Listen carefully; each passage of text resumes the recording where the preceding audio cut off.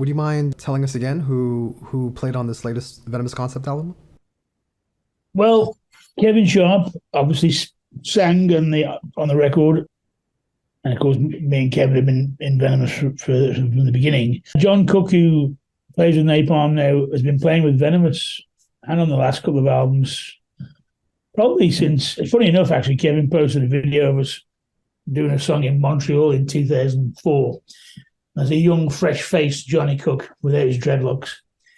And that's like 20 years Johnny has been playing with Venomous. But Johnny played guitar. And on this album, Danny, I think, lovely Danny, my mate, my brother, he's kind of always done Venomous to keep me happy, I think. And so on this record, he was in the States at the time anyway. But on the drums, I got my friend Carl Stokes, who we've been friends for 35 years. He was playing drums in a death metal band called Cancer from England. And then he briefly jumped into the experimental rock stage with Current 93. He played with the Groundhogs. But he's a very solid rock drummer, Carl. So me and Carl had kind of reconnected after a few years. And he came down and played drums on the record. And here at the studio called Headline Music Studios, which is a studio I've spent a lot of time in over the past 3 years. And a guy called Piers Mortimer engineered the record, and produced by my good friend Simon Effermy, who we've been working together for, I don't know, a long time. So, yeah. And you've worked with a number of very notable producers over the years. Why Simon? Why was he the guy to take this album to? We've known each other forever. We pretty much love all kinds of music. And I've worked with Russ Russell a lot with Napalm, and Russ was working with Simon for a while. But what I like about Simon is he oversees stuff, which sometimes is is very important, because otherwise little details can get lost. And he's not afraid to tell me bollocks, which is good, really. You need someone to go, well, I'm not quite sure about that. And then you kind of argue the point out in a friendly way. It's all for the greater good. Now, is this about performance, or is it about like the actual songs? Yeah, performance, everything. I mean, and of course, with the Venomous record, I really wanted to step it up. I had the music, but I did say to Kevin, I said, I really want to take this record, because I kind of looked at it in a weird way. I mean, people can agree or disagree or whatever, but I always find it interesting. Like, if you look at Corrosion of Conformity, I love their early stuff. Eye for an Eye, Animosity, but then they kind of went their path. They followed their heart, in my opinion, and I thought that was really brave and courageous and good and genuine. And with me, it was like, well, yeah, we're doing these punk rock albums, fucking hyper speed discharge shit, and it's brilliant. But we really love like fucking rocket. I mean, I love Husker Du and Bob Mould, and I love the emotion he creates. I'm not saying there's much of that on the Venomous record, but songs like Fractured, for me, moves towards that. And I read some people somewhere when people say it sounds like Fear Factory. I'm like, no, you kind of missed the point there. It's not Fear, it's Husker Du. But a lot of those bands, people only people get into music at different times. I mean, I'm 55, so my influences are a bit, go back.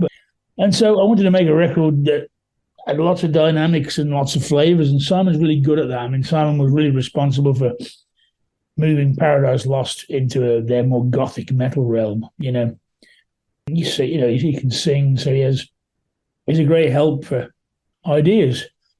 And I'm really in this mode where, like, playing live's okay. It's what we do, but I love to create. So that's what we did with Venomous. And Simon's, he's got lots of experience. We were in the studio. Of course, we're using modern technology, but we're firing it back through a Neve analog desk. So you're getting a lot of warmth and sound that maybe sometimes is missing. So all these little elements that we kind of geek out on. I mean, Simon is as the live engineer for Napalm as well, and he's very passionate for what he does. It's interesting when we're putting this particular record together. This new Dark Sky Bearer album is very different from other stuff. There's so many different influences going on. It's kind of funny. Something will come up and Simon will say, "Oh, that sounds like so and so." I'm like, "Yeah, exactly." Because we're just bouncing off from the stuff we love. But with Venomous, it was great for Kevin. gave him a lot of courage, and really pushed him to try things vocally that Kevin had never tried before. Because Kevin had always done, your typical album where you go in and you get a couple of days to record your stuff and that's it. Whereas this time, Simon really sat down with him and helped him kind of craft the vocals that he laid down. And so Kevin was very happy with that. And Simon's, he's kind of indispensable to me, to be fair, really. And as far as his role as producer and engineer, how would you describe Simon's approach to recording an album, and what would you say he brought to the finished sound of the album? Well, I mean, I can backtrack before I answer this. I mean, I'd worked with Napalm. We'd worked with Colin Richardson for a few albums. Initially, we worked with Colin on the Mentally Murdered mini album. But Colin's great. Colin's very anal about stuff, and too anal about two things, in my opinion, some stuff. And it totally kills the vibe of the record. So when we worked with Simon on the Enemy of the Music Business with Napalm, and Russ engineered, it was a complete contrast because you weren't really even allowed to have a beer when you were recording your bass tracks with Colin. And of course, you don't want to record your stuff completely blind drunk, but there's an energy and creativity that comes from not being free in a way. And Simon kind of encourages the kind of the madness, to the point of what gets it down, instead of like sitting there for fucking 3-4 hours, even a day, trying to get a cymbal sound sometimes, when it's just, that shouldn't be the way. So he's very spontaneous. He embraces the energy of the individual artist, if you want to call it that way. So it helps for you being more relaxed. When you're more relaxed, you're going to come out with your best kind of performance, really. So, and as much as you're serious about recording an album, you're also, with the Venomous, you're also having a lot of fun, and that's something that I think you need in a studio, because you want that creativity. I think some producers are very much like by the book, and that just saps the energy out of it. So he's very good for that, and again, because he loves multiple styles of music, and his knowledge is quite good he's very good for ideas, I find. So that's why, for me, I prefer, working with him in that way. And but also he has that nice, sort of sits at the back, oversees things, and catches ideas and catches potential ideas that you would sometimes miss. You need that from a producer. So in essence, he is a producer, as opposed to, a really good engineer or semi-producer who's working with you, but not really also, you need someone to say, well, that's maybe not the best idea. Or can we compromise? Or what about this? And that helped with Venomous, because I did something that was hard rock punk, but also very kind of like, verse, chorus. And we also allowed Johnny to experiment with his guitars, and that gave him some freedom. That's all, again, goes towards a great record. All the old great records just pile loads of ideas in, and they were just very free thinking and not so sterile. So we glossed over this a little bit, but you mentioned the song "Fractured." Those were actually your vocals on that song, right? Yes, it was it's one of those things where I had the first riff for ages, which is, to me, a Husker Du homage. And then I was sort of sitting there trying, where can we go? And that wasn't even finished at the time we were here. I was messing around going, I kind of want like a Trail of the Dead. And it's by the Trail of the Dead kind of jangly riff. So I put that in there, and I'm like, okay, well, that's that. I'm like, right, well, what the hell are we going to do vocals here? Because Kevin's reaching out vocally, but Kevin's like, I don't quite know what to do here.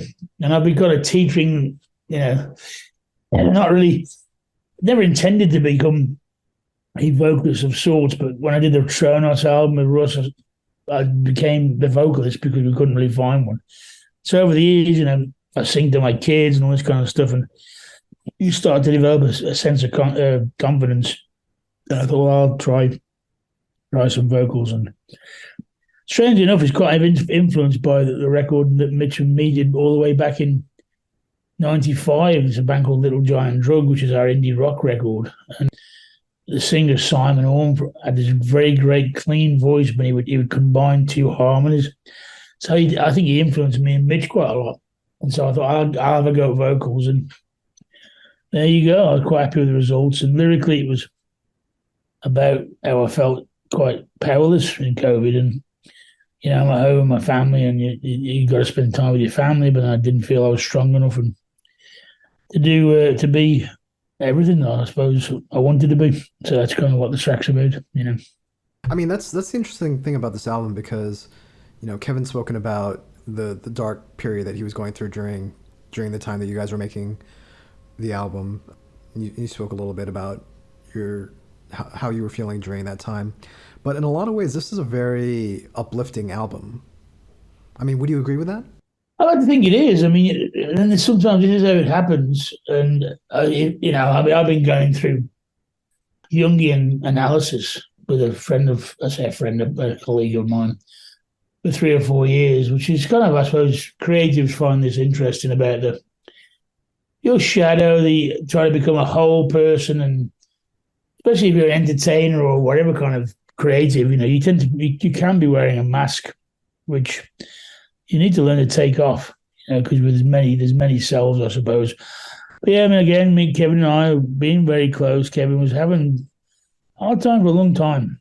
In various points, me too, and these are the journeys you have to take. And but sometimes, I think as a creative person, I can't think of the correct word for it, but you take those inner sadnesses or whatever, and you express it musically. But it is kind of strange in some ways that lyrically the Venom's album is quite dark, but musically uplifting. I think that's a classic. I don't know what's the word. I can't think of the right word, but it's a like contradiction or paradox or something like that. Yeah, it's a paradox, I think, isn't it? Really, it's like lyrically quite dark, but at the same time, rocking away. I guess, which I think is a good thing. I mean, the title comes. It's a crazy title, but it was.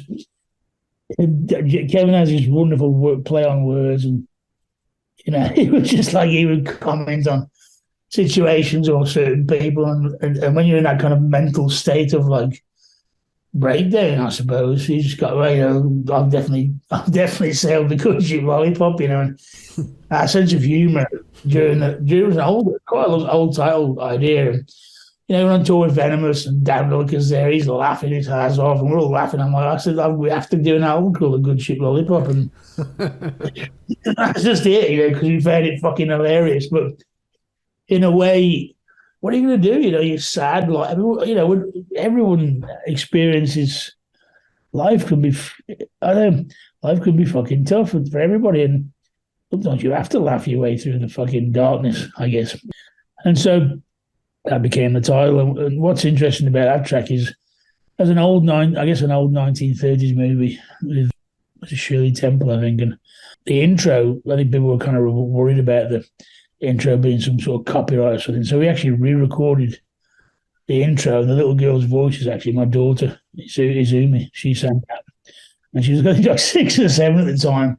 I said, "Can you say like this, Izumi?" And she just did it in one go. I'm like, wow. So that was kind of a little special thing for me. I keep on telling her, "Look, you made your first appearance at the age of 7," and she gets all shy and runs upstairs. But yeah, it is. You have to, and we all have experienced real darkness, and something you have to try and find the light, I guess.